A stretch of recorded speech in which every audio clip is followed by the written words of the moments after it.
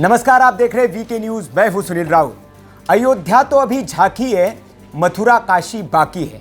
एक वक्त ये नारा लगता था और ऐसे वक्त में जब अयोध्या में कुछ दिन बाद प्रभु श्री राम की प्राण प्रतिष्ठा होनी है, उनकी मूर्ति का मंदिर में जिस नया भवन उनका जो बना है वहां पर प्राण प्रतिष्ठा होनी है, ऐसे वक्त में मथुरा से भी एक बड़ी खबर आ रही है।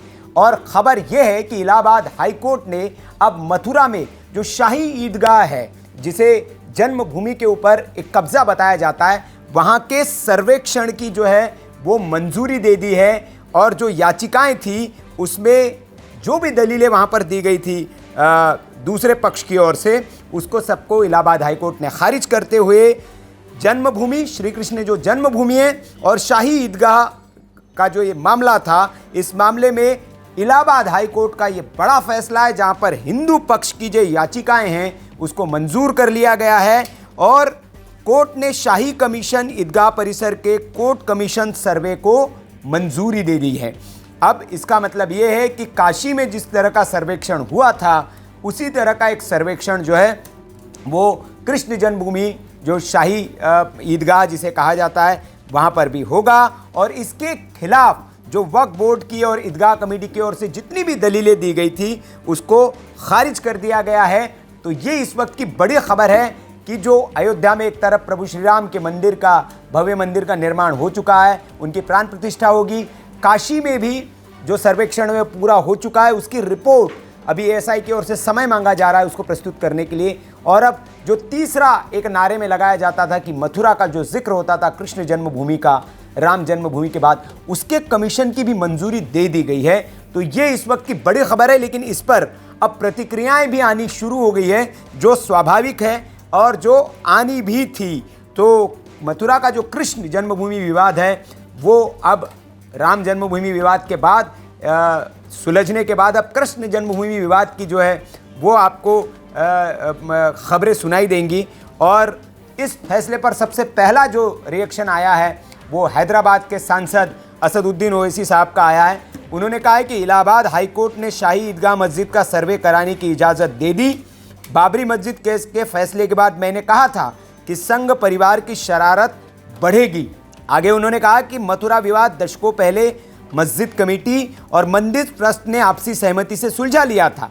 काशी, मथुरा या लखनऊ वाली जो मस्जिद है, कोई भी इस समझौते को पढ़ सकता है। प्लेसेस ऑफ वर्शिप एक्ट अभी भी है, लेकिन इस ग्रुप ने कानून और न्यायिक प्रक्रिया का मजाक बना दिया है। सुप्रीम कोर्ट को मामले में 9 जनवरी को सुनवाई करनी थी, तो ऐसा क्या जल्दी थी कि सर्वे कराने का फैसला देना पड़ा।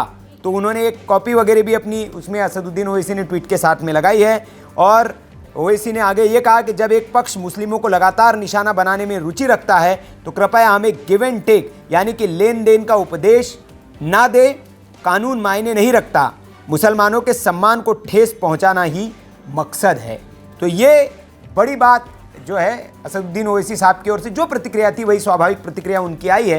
हालांकि उन्होंने नहीं कहा जो जिस प्लेसेस ऑफ वर्शिप एक्ट की वो बात कर रहे हैं, हालांकि वो ये बताना भूल गए। वो वकील साहब भी है, बैरिस्टर असदुद्दीन ओवैसी उनको कहा जाता है, वकील साहब भी है, लेकिन वो बताना भूल गए कि इस एक्ट को अभी चुनौती दी गई है सुप्रीम कोर्ट में और उस पर भी सुनवाई जारी है। और हो सकता है किसी दिन सुप्रीम कोर्ट से फैसला आ जाए कि ये जो एक्ट है ये भी एक तरह से इलीगल है। अब जिस तरह से धारा 370 को ख़त्म कर दिया कोर्ट ने, जिस तरह से जो भारत सरकार ने ख़त्म किया और उसके बाद सुप्रीम कोर्ट में जो दलीलें दी गई, तो जैसे मान्य किया कि हाँ संविधान में जोड़ी गई ये असंवैधानिक एक धारा थी, तो वैसे भी प्लेसेस ऑफ वर्शिप एक्ट एक असंवैधानिक एक्ट है। इसकी कई सारी दलीलें जो वरिष्ठ सुप्रीम कोर्ट के वकील है अश्विनी उपाध्याय, उन्होंने अपनी ओर से दे रखी है और इस पर सुनवाई अभी चल रही है। और हो सकता है, अब कहा जाता है कि अदालती जब मामले जब लंबित होते हैं तो उसके मायने नहीं रखते, उसका रेफरेंस आप नहीं दे सकते क्योंकि अभी वो विवादित है। तो बैरिस्टर असदुद्दीन ओवैसी साहब फिर भी इस मामले का जिक्र कर रहे हैं, लेकिन कहते हैं कि असदुद्दीन ओवैसी साहब बड़े चालाक भी है। वो जानते हैं कि जहाँ जिस मामले में उनका फ़ायदा होता है, फ़ायदे के लिए अपनी बात में उस चीज़ को जोड़ देते हैं, उसका कानूनी मतलब हो या न हो। तो ये ओवैसी साहब की खूबी है। खबर ये है कि हिंदू पक्ष की याचिका के हवाले से जो है भगवान श्री कृष्ण जन्मभूमि मस्जिद के नीचे जो मौजूद है, मतलब इस याचिका में यह दावा किया गया था, जो हिंदू पक्ष की ओर से याचिका लगाई गई, कि ये जो शाही ईदगाह बनाया गया है वहाँ पर कृष्ण जन्मभूमि जन्मस्थली जो है वो उस मस्जिद के नीचे मौजूद है। और ऐसे कई संकेत है जो ये साबित करते हैं कि वो मस्जिद एक मंदिर है, इसलिए इसका सर्वेक्षण होना चाहिए और इसकी जांच होनी चाहिए, और ये जो इसका असली हकदार है, जो मालिक है, उसे सौंपा जाना चाहिए, जैसे अयोध्या का मंदिर सौंपा गया। ये मांग इस याचिका में की गई थी। कृष्ण जन्मभूमि के केस में जो शाही ईदगाह मस्जिद है उसमें एडवोकेट कमीशन के द्वारा सर्वे किया जाए, ऐसी हमारी मांग थी। इसके लिए हमने एप्लीकेशन मूव की थी माननीय इलाहाबाद हाईकोर्ट में। एप्लीकेशन का नंबर है एप्लीकेशन 130 का। उस एप्लीकेशन को अलाउ करते हुए आज माननीय इलाहाबाद हाईकोर्ट ने हमारी एप्लीकेशन अलाउ कर दी है और ये कहा है कि वहाँ पे एडवोकेट कमीशन का सर्वे जारी किया जाए।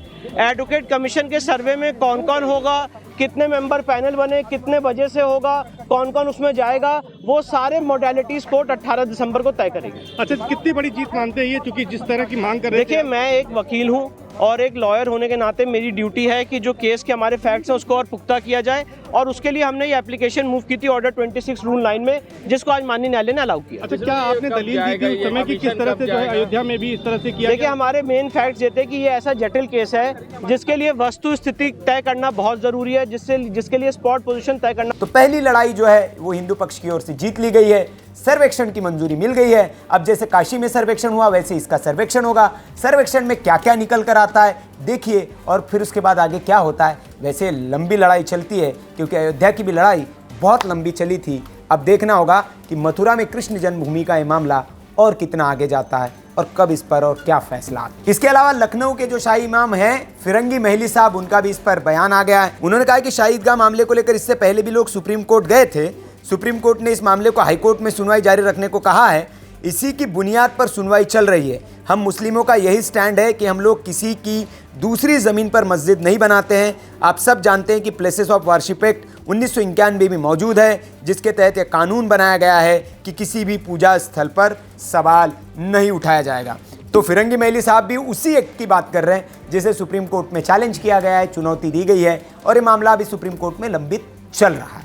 इस खबर पर आपकी जो भी राय है वो कमेंट करके हमें जरूर बताएं। वीडियो अच्छा लगा हो तो लाइक करें, शेयर करें, और ऐसी खबरों के लिए आप देखते रहिए वीके न्यूज। नमस्कार। वीके न्यूज उत्तर प्रदेश उत्तराखंड, सच का सारथी।